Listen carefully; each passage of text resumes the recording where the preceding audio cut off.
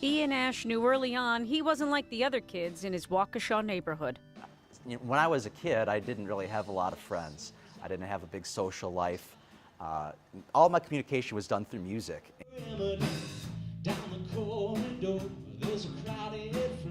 And why not? Waukesha is the birthplace of the electric guitar, and its inventor, Les Paul, rests in peace here. It's actually quite a rich history.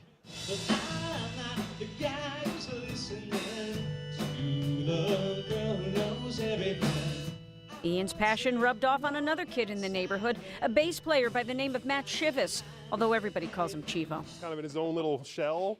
And as he got older, I kind of was like, hey, come shoot some hoops with us, man. And then we just started recording songs together, and I was just amazed that he knew how to record all this stuff. In 2008, they formed Ian and the Dream.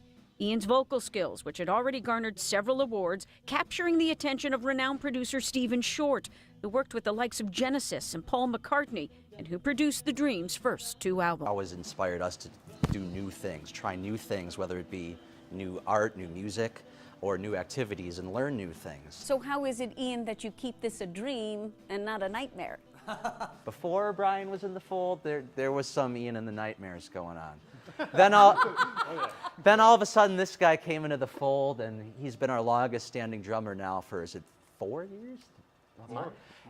Yeah, so it's like, wow, you know. Brian Farver would pound his way into the group between records 1 and 2, but was ready to experiment while respecting the fans who have been with the band since the beginning. It's always fun to see, oh, I didn't know they could do that. I didn't know they could do that one as well. And just seeing them start to realize more and more that this is a band that has a very diverse palette, and that I really like to see, and again, just motivates us to do that much better.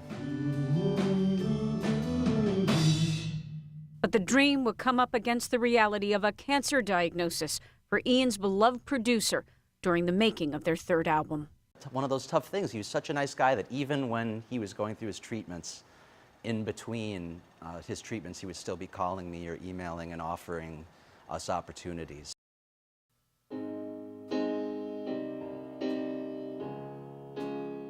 It was Short's encouragement that they embarked on their fourth album, New Dreams.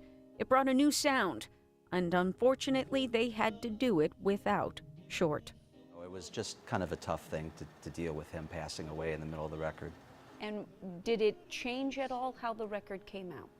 It did. Well, for one thing, it just inspired us because he always inspired us to do new things, try new things. So we kind of got to thinking, okay, well, that's the ending of one era for us. What could be a beginning for us? And then we started to think about new dreams and everything that means to us, because Stephen always encouraged us to dream new dreams.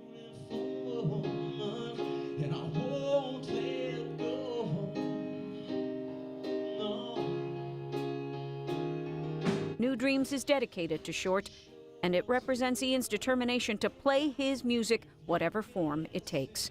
Some people were telling us, you guys are too influenced by the classics, you know, you sound too Beatles, too Beach Boys, and it's like, well, I'm used to that, because when I was 10 years old, I was the only kid at school listening to the Beatles, and I was the only kid at long hair when everyone else was listening to rap music and had short hair. So it's been a theme we've gone through. So we decided, you know what, that's when working with Stephen kind of helped pull us out of that. It's like, let's take those classic influences and also help you fit into the 21st century in music. And we've never looked back. He really helped us focus on that sound.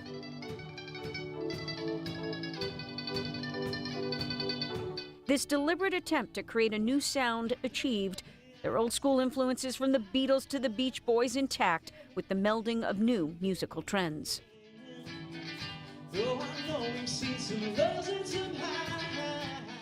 It's hard to describe because a lot of times it's just flowing through you.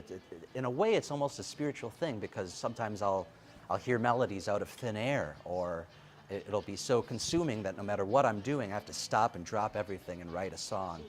And as with all good songs, at the core is the emotion. That's that place where music comes from in your heart. It's you have to do it. People say, you know, what's your other plan? There is no other plan. This is something that you have to do. It's just, you feel born to do it, so you know. And that passion just oozes through in everything you do. Ian and the Dream refuses to be pinned down by genre. Instead, they want to celebrate a love of life and the ties of friendship and the never-ending desire to create. The Stuff